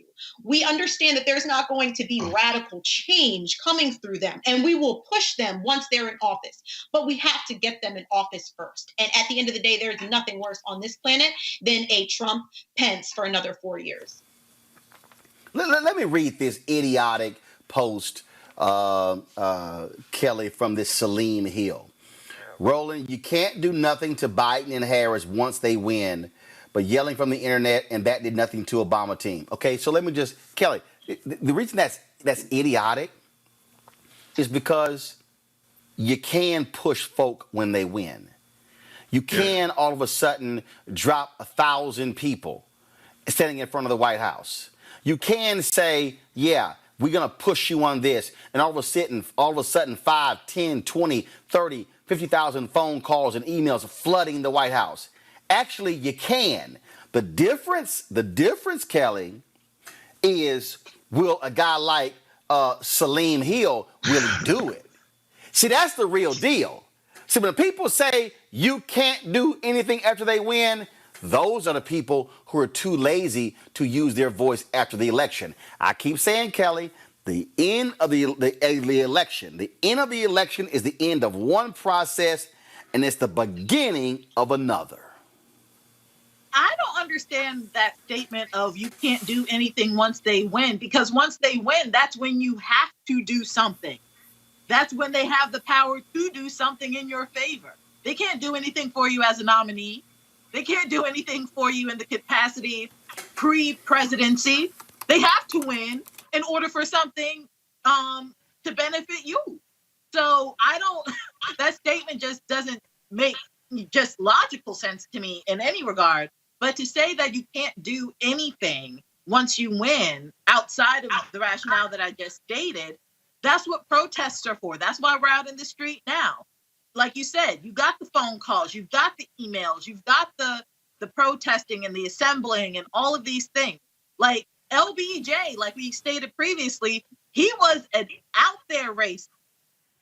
You know what I'm saying? Like, and he still listened to King and got those acts passed. So you can't say that absolutely nothing can happen once you're in office. He was able to do something in spite of his personal ideology because of the persuasion of the other side and the backing of the other side. It wasn't just one person. It was a whole movement that came to the table in order for those acts to pass. So don't act like our voices mean nothing. One voice alone may not be able to do it, but when we come in the Legion, that's when change happens. So that's why we're out in the streets now. That's why we need to vote in November. Look, let's look at North Carolina. Eugene, we had Reverend Barbara on. Yeah. After Obama won North Carolina by 14,100 votes in 2008, Republicans moved to do voter suppression. More Mondays, every single Monday, they started with 16 people who got arrested, and they had protests, and it was mostly black people. Then all of a sudden, they started fighting for those rural hospitals, saying we got to have Medicaid expansion. Republicans began to fight against it. Then all of a sudden, white folks, North Carolina, who were teachers and firefighters, started saying, damn, hold up, y'all fighting for us. And so all of a sudden, that thing began to grow into coalition politics. And then they kept going. Then they sued. Then they kept fighting. Then they started winning. They won in the state. And all of a sudden, guess what happened? Elections. Now Democrats have a majority on the state Supreme Court. Now they fought the political gerrymandering and the racial gerrymandering and beat them. All because people didn't just do like this guy. Well, there's nothing we can do after they win, so we just got to just sit here and just take it. No, they fought. Same thing John Lewis did. Same thing Septima Clark did. Same thing Diane Nash did. Same thing Fan Lou Hamer did. Same thing that Dr. King did, and Hosea Williams and Andrew Young and Fred Shuttlesworth and James Bevel. And we can go on. The same thing Tamika Mallory is doing. The same thing Linda Sarsour is doing. The same thing Black Lives Matter Chicago is doing right now. We got people who are putting it on the line, but we got too many other folks who are yakking their mouths on social media, not willing to fight for change. If you sit your behind at home, shut the hell up, Eugene. I agree 100% with you. And look, the moral Mondays in North Carolina, help usher in a Democrat majority in the Supreme Court. It helped usher in. Hold up. I'm sorry, and I just remembered. Hold up. I just remembered. Missouri just became the 39th state, a red state, to pass Medicaid expansion. Medicare for all. Oklahoma, red state. So for all y'all folk who say pushing and campaigning and mobilizing, organizing don't work, so how all these red states all of a sudden passing Medicaid expansion? Eugene, go ahead. And so look. You're seeing a shift in North Carolina. And it's been happening over the last decade. But you're seeing a materialization of it, right? And the thing is this, Republicans are freaking out so bad that when the federal court required them to actually draw a fair map and correct some of those congressional districts, they popped probably the most friendliest white Republican conservative to black folk as a response to it when they popped Mark Walker's district. And so the thing is this. As I tell some of the folk around me, I say, listen, you go from W to W, strength to strength. And what's been happening in North Carolina, starting with Moral Mondays and now translating into actual electoral gains and what very well may be a very fair map drawn for redistricting in the next year. You go from W to W, and you're seeing those W's because of the work that Reverend Barber is doing with Preparers of the Breach and with Moral Mondays. And you're seeing those W's, and you're seeing not just in North Carolina, but you're seeing it across the country. Because the thing is this, lifting the plight of poor people is not a red issue, is not a blue issue, is an American issue. It's an economic issue. And the thing is this, when you see that your people are dying because, hey, there's no hospital when they overdose, or there's nobody to give them their Narcan when they overdose, or you see them dying because, they can't get the treatments that they need for XYZ illness, that's enough to move folk. That's enough to say, hey, listen, this whole pick yourself up by your bootstraps is cool, but hey, it doesn't, it doesn't work right now when my people are dying. It's great that folk like Elon Musk want to, bitch and complain about, people getting $600 a week to live and survive when they built their whole lives and companies on $6 billion of federal subsidies and contracts. And so what you're seeing right now is the materialization of work that was done. You're seeing the fruit of seeds planted. Well, that's what happens when you actually got to do the work. All right, y'all got to go to a break. We come back more on Roland Martin Unfiltered. You want to check out Roland Martin Unfiltered? YouTube.com/Roland S. Martin. And subscribe to our YouTube channel. There's only one daily digital show out here that keeps it black and keep it real. It's Roland Martin Unfiltered. See that name right there? Roland Martin Unfiltered. Like, share, and subscribe to our YouTube channel. That's youtube.com/Roland S. Martin. And don't forget to turn on your notifications so when we go live, you'll know it.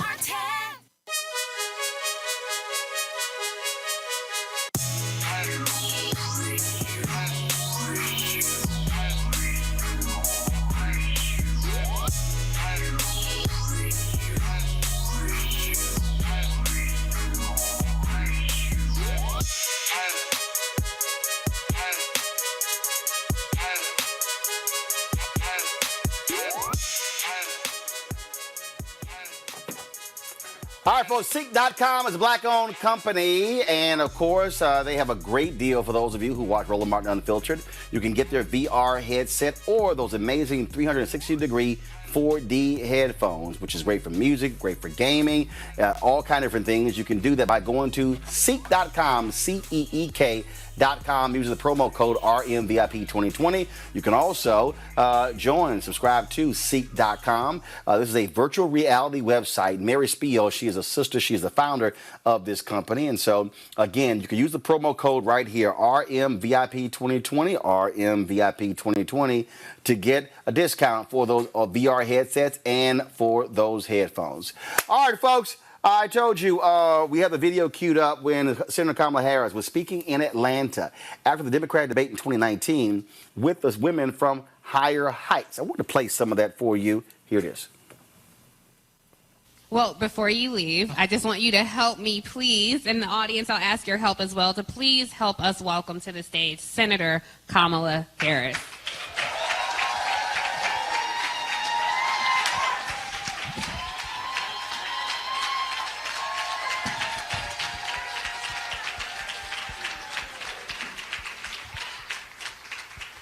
Please applaud the Congresswoman Marcia Fudge. And I said this, we had a little meeting earlier today, and I said this in front of some of our leaders, but I just want to say this publicly. Marcia Fudge is an incredible national leader. She is a voice always that speaks truth, even when it may make people uncomfortable, but it needs to be spoken. She is extraordinary. I've seen her in rooms where there are cameras. I have seen her in rooms where there are no cameras, and she is always the same person, speaking about the issues that must be spoken and heard, on everything from national security to what we need to do around civil rights. Yeah, please have a seat. But I just want to talk about her as a sister girl. Because from the beginning, Marcia, you have been so incredibly supportive of me. And through the ups, through the downs, you are just consistently there. And your leadership, your advice, your counsel, your friendship, your love mean the world to me. So can we please hear it from Marcia Fudge? Okay? And travel safely. Travel safely. Travel safely. Thank you. Okay. Hey, everybody. Okay. Good morning. Welcome. Good. I'm glad to be with everyone. Good morning, everyone. Thank you for being here. Good morning. Congratulations on a great performance last night. Thank you.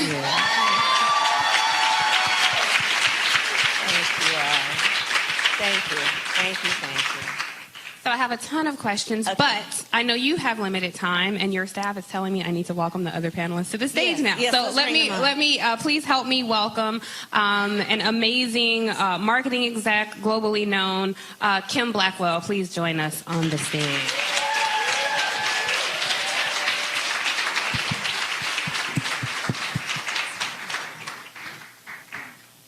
And thank you. And we're also joined by one of our hosts for the day, Linda Carr, the CEO and president of Higher Heights.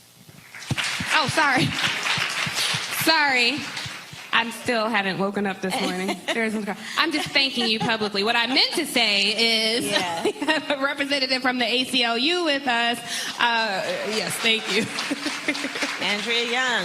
Miss Young, Miss Adrienne Young, thank you. Thank you for joining us.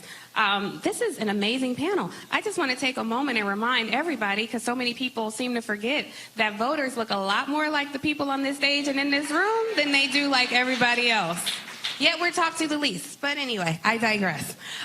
So back to last night. It was an amazing performance. I think it was really great for America to see some contrast between you and the other candidates. Yes. And I want to start with... There were so many moments you had last night, but I want to start with the moment you had with Mayor Pete Buttigieg, because I think that really spoke to what a lot of black voters wanted to hear. I appreciate your response this morning about not comparing struggles, but talk a bit, if you will, about black voters, your black voter strategy, and what your campaign has been doing to reach out to this constituency group. Thank you, Tiffany, and to everybody on the stage and everybody here. There's so many leaders in the room and certainly on this stage, and I'm honored to be with you and under one roof together, because I know that so many of us are often the only one like us in a room. And so I hope that everyone can use this moment to also look around the room and remember that when we are in those rooms, seemingly the only one, that we're all together in that room. And let's always remember that and hold that close. So you mentioned, I did an interview after the debate, and I talked about the fact that those of us who have been involved in civil rights for a long time, we know that it is important that we not compare struggles. It is not productive, it is not smart, and it is strategically, it works against what we need to do, which is build coalition. There's so much of my work that has been grounded in, as the slogan of my campaign, for the people, which is, in its essence, a statement about the fact that we agree that a harm against any one of us is a harm against all of us. And therefore that no one should be made to fight alone. So we know that in our ongoing fight for civil rights, if any one of us starts to differentiate ourselves in a certain way, and in particular what he did on the stage, it's just not productive, and I think it's a bit naive. In terms of what we need to do around outreach, you know, Marcia talked about her report. Stacey Abrams has been an extraordinary leader. You know, we would be calling her Governor Stacey Abrams were it not for voter suppression. And so, you know, I tend to be a realist, right? Which is that, okay, so this is what we got. What we have is a situation where in 2013, the United States Supreme Court gutted the Voting Rights Act. And immediately thereafter, at least 24 states started passing through their state legislatures laws that were specifically designed to suppress the black vote. And in some areas, the Latino vote, in some areas, the Native American vote, in some areas, students from voting. And to the point that we'll all remember in North Carolina, the Court of Appeals said that that state had written a law that with surgical precision, were the words that were used in the Court of Appeal review, was designed to suppress the black vote.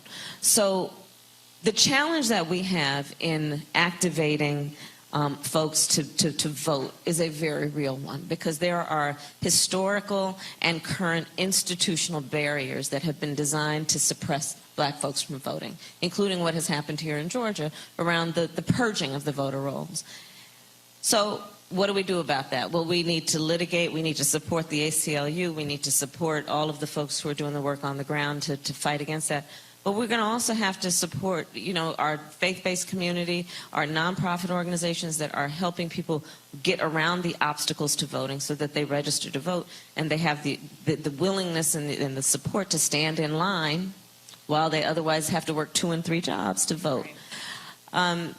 We also have to deal with the misinformation campaign that is what is the Russian interference.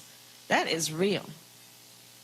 I am the only person on the debate stage who serves on the Senate Intelligence Committee, and have therefore been in what's called a SCIF, meeting with the American intelligence community with classified information about the threats to our national security and hotspots around the world. We just recently published our report about how when Russia decided to attack America's democracy, because it is a long-standing foe, right? It is a long-standing, we have a long-standing relationship of conflict. So they said, well, you know, we can't build an army because they don't have the economic power or the military strength that we do to attack us that way. They said, well, let's attack America based on one of its strengths, which is that it is a democracy, you know, flawed though it may be, and compromise the American public's confidence in their election system. So that was the design, right? That was the purpose. And then they said, okay, let's get them going at each other. And then they tested out a couple of ideas to see what would generate heat. Almost think of it like a science project, right? What would generate the heat? And guess what? In so doing, they exposed America's Achilles heel. The thing that generated the most heat was race. So the irony of it is that this is now not only a matter of civil rights and social justice and equality, this is now a matter of national security. And the concern I have, and you have, I'm sure, read, and there's a Wall Street Journal article, others, my campaign has often been the #1 target of Russian bots in this election. And it's a misinformation campaign. And so on top of the, what I call the classic voter suppression, we now have a misinformation campaign in addition. And, as we were talking about it earlier, we've got to figure out ways to remind folks to not get played. And part of that is, and I know Andrea has some ideas about that based on the work you're doing with the ACLU. All right, folks, that was, again, Senator Kamala Harris speaking to higher heights in Atlanta. That was after the Democratic debate in late 2019. I'll go back to my panel here. And we are 83 days away from voting. I want to show you this here. Vote.org, folks. If you go to vote.org, what you want to be able to do is you want to be able to, you can register. You can register right there. You can check that out. You can go online, check your registration. You can, and again, 83 days until Election Day.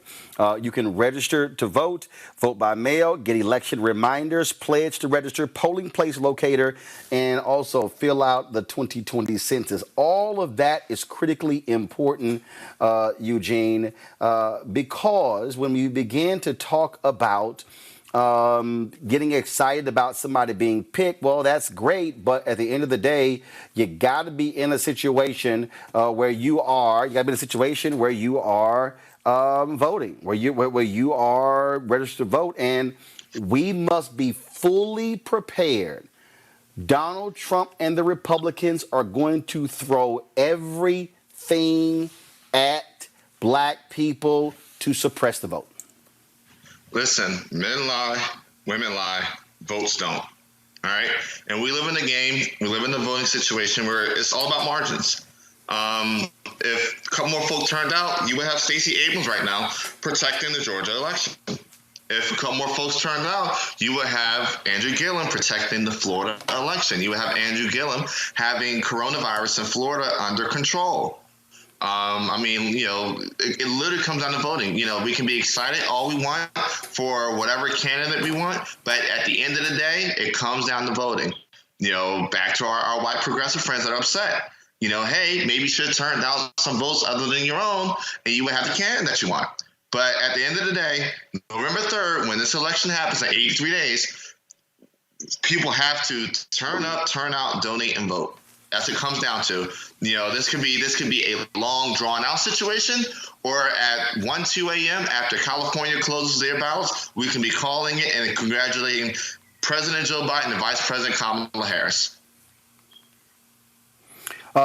Brittany, again, folks must be prepared. They're going to try it. They're going to try everything they can.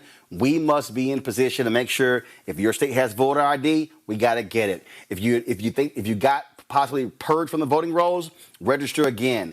We must be fully prepared for what is about to come, for the attack that's about to come for us. Because again, if black folks didn't matter, they wouldn't be trying so hard to keep us from voting. Absolutely. And we know Donald Trump is going to do, and his administration, they're going to do everything that they possibly can to ensure, or at least attempt to ensure, that Donald Trump gets reelected for another 4 years. And I don't put anything past him or the administration. We're dealing with a narcissist. And let me say again, Roland, for the people, and granted, I have my criticisms of Biden and Harris. Trust me, I get it. But again, we are waging a different type of war if we have to have another 4 years of Trump and Pence. Get out and vote. Kelly, final comment. Go vote. I understand that we're frustrated. I echo the sentiments of Brittany. This ticket was not my first choice. I did not want Biden to be our nominee. Certainly was not expecting Harris to be the VP nominee. However, this is what it is, and you just got to deal with it. Go vote. Because if you really want to make change at this juncture, you need to go vote. Because otherwise, we're going to get 4 more years of the same, and you're already complaining about the 4 years that we've been through. So unless you want to complain some more, you need to go vote, specifically for Biden and Harris. because we only have two viable choices at this point. I understand that there are third parties out there, but all that's going to do is split the vote between Biden and Trump. It's not going to make a difference. Your third party is not going to win the White House if you vote third party. It's only going to compromise who really needs to be there, which is Biden. So take this next 24 hours, get the frustration out your system. I don't care. Run around the park, jog, social distance in doing so. But at the end of the day, get over it, vote for Biden and Harris. And then let the chips fall where they may after that. Got it. This is not a situation where you just vote and do nothing. Once they're in, then you can advocate on their behalf. Got it. Kelly, Brittany, Eugene, I really appreciate it. Thank you so very much. Folks, got to go to a break. We come back. We're going to talk about these sisters who have created a website that can also give you information on the power of voting. That's next on Roland Martin Unfiltered. Roland Martin Unfiltered. Be sure to join our Bring the Funk fan club. Every dollar that you give to us supports our daily digital show. There's only one daily digital show out here that keeps it black and keep it real as Roland Martin Unfiltered. Support the Roland Martin Unfiltered daily digital show by going to RolandMartinUnfiltered.com. Our goal is to get 20,000 of our fans contributing $50 each for the whole year. You can make this possible. RolandMartinUnfiltered.com. All right, folks, be sure to support us at Roland Martin Unfiltered by joining our Bring the Funk fan club. Your dollars make it possible for us to do what we do. I'm going to shout out the people who've given $50 or more. If you give $50 or more, you get a personal shout out from me. So Angela Blackman, Dana Johnson, Dr. Ralph Austin Jr., Emery Fuller, Frederick Reed, Janice Taylor, Joan Malazewski, Jocelyn Spite, Karan Anderson, Leonard Wilson, Michael Grady, Orlando Morell, Paul Ewan, Ralph West II, Riley Handsome, Shalita, Serena Woodard, Terrence Lorick, and William Hutchings. All right, folks, you can join our Bring the Funk fan club going to Cash App, $RM Unfiltered. You can also join us, paypal.me/R Martin Unfiltered. Then, of course, we got Venmo. You can join us via Venmo, venmo.com/RM Unfiltered. You can also send us a money order to New Vision Media Inc., NU Vision Media Inc., 1625 K Street Northwest, Suite 400, Washington, D.C., 2006. Again, that's where you can send the information to us. And again, our goal is to get 20,000 of you contributing $50 or more. That's our goal by the end of the year. We're close to 11,000, so which means that we got 9,000 more. We want to hit that mark by the end of the year, and so we certainly want you to join us, making it possible because your dollars make it possible for us to bring you the kind of content we do live every day. Nobody else is doing what we do on the digital platform, and that is speaking to the issues that impact African Americans, and that's why we want you to join our Bring the Funk fan club. And so please, you can see right here, Cash App, $RM Unfiltered. More than 5,420 of you are watching us right now on YouTube. You can also give right there on YouTube as well. And if you want to get the gear that we have, Roland Martin Unfiltered, just go to RolandMartinUnfiltered.com where you can actually get our show gear. All right, folks, I want to show y'all this new site that these sisters have put together. It's called Politicking. It's a nonpartisan site, and they're all about trying to get again folks updated on elections and campaigns and all that sort of good stuff. And so, folks, are the guests there? If so, Jordan Wilson and Winkuni Seant. Am I pronouncing it correctly? That's correct, Roland. All right, glad to have y'all on the show. So tell our audience first, this is our Tech Talk segment. I meant for us to show the stinger. What the heck? Y'all go ahead and show the stinger, then I'll come back. Well, thanks for having me. No, hold on one second. Y'all fire the stinger. Anthony, fire the stinger, then I'll come back to them.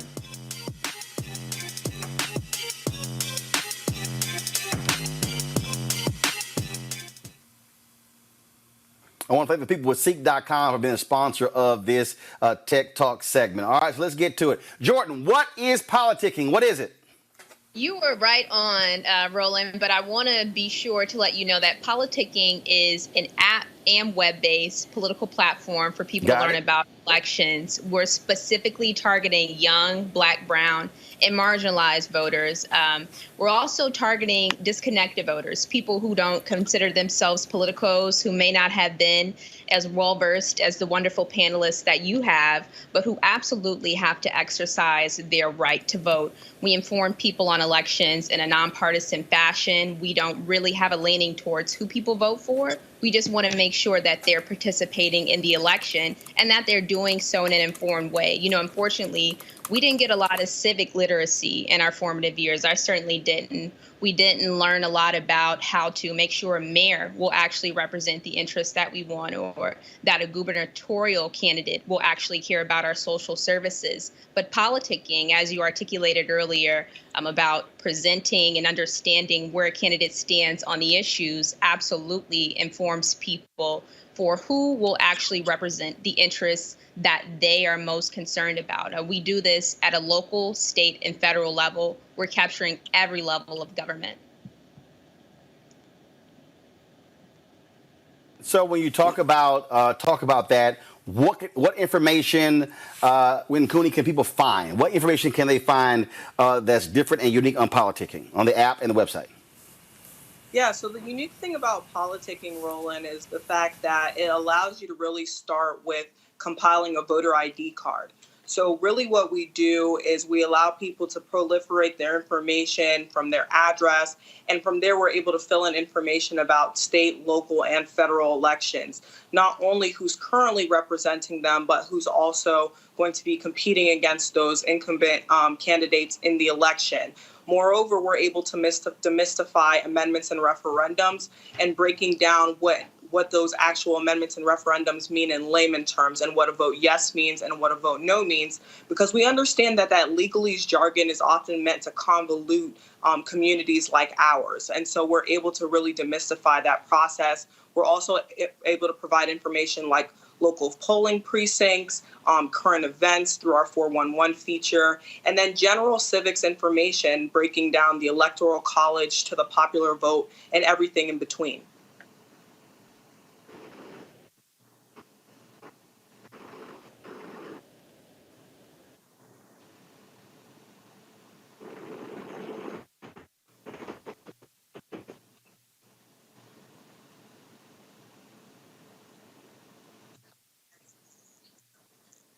That's all right. People, Jordan, I'm sorry. Here's the website. It's right here, politicking. And people, I love what y'all say. Stop waiting, start politicking. And it kills me when I see these people who love to complain, but they don't. But it's like, well, we don't have the information. We don't have this. Look, y'all are saying we've already done the work for you. We've done it. Just click the damn site or go to the app. Yeah, that's all right. You know, people do a lot of complaining. I've heard a lot today, as you said. Kamala Harris is not going to go without criticism, even amongst her own community, and that's Black people, and that's okay. You know, we should be critical. We should do research, and we should absolutely hold electeds accountable. And so politicking has that particular mantra because we want people to know whatever issue is of most concern with you is at least covered in some way and broken down through politicking, you know, and this is the day-to-day stuff like education, social services, and maybe some of the more abstract things like where people stand on criminal justice reform. But I'd like to actually give a lot of credit to not just the complaining, but the protesting that we've seen recently. You know, I think it's important that people understand that we are aligned and we are sort of lockstep with the protesting, with a lot of change that people want to see. You know, don't let it stop in the streets. You absolutely have to take to the ballots. And politicking is where people should start to do that research around which candidates will absolutely stand for widespread change. Win Cooney, go ahead. Yeah, to echo Jordan's sentiments, it's unequivocally important that we vote in the year 2020. Jordan and I are both Howard women. So like the rest of the United States, you know, we were excited to see who Joe Biden picked, but it's not enough to be excited. We have to actualize change at the ballots and really make sure that this continues beyond the November elections. I'm from South Florida, and we actually have a very important election coming up August 18th. And it's really, really important that we fundamentally emphasize the importance of local elections. And that's really what politicking focuses on. It's not just important to vote in November for your president, but it's really important to vote for those local politicians who are mitigating policy in your backyard. And that's what politicking helps you with, in arming yourself with local, state, and federal information. All right, folks. Again, the app and the site is called Politicking. Check it out. Jordan and Wincuni, they are the founders of it, and so we certainly appreciate the work that they are doing. Thank you so very much for joining us. Thank you for this opportunity, Roland. All right, folks, we got to go. We got more news to be covering you tomorrow. We shall see you then. Don't forget, join our Bring the Funk fan club. Go to the website, RolandMartinUnfiltered.com. Don't forget, you can also listen to the audio podcast on the iHeartRadio app. My commentaries also air on the iHeart Black Information Network. And you know, we're doing great things. I got some amazing things I want to be able to announce real soon. And so looking forward to it as well. So thank you so very much for all of you. We hit more than 6,000 live on YouTube, nearly 2,000 on Facebook. We're just going to keep building this thing and keep building this thing because we speak to the issues that black folks care about, and we ain't afraid to say it. All right, y'all. I'll see you tomorrow. Remember, Shirley Chisholm, unbought and unbossed. Trust me, the spirit of Shirley Chisholm is alive today with today's selection of Senator Kamala Harris as Joe Biden's vice presidential pick. More of that tomorrow on Roland Martin Unfiltered. Hi!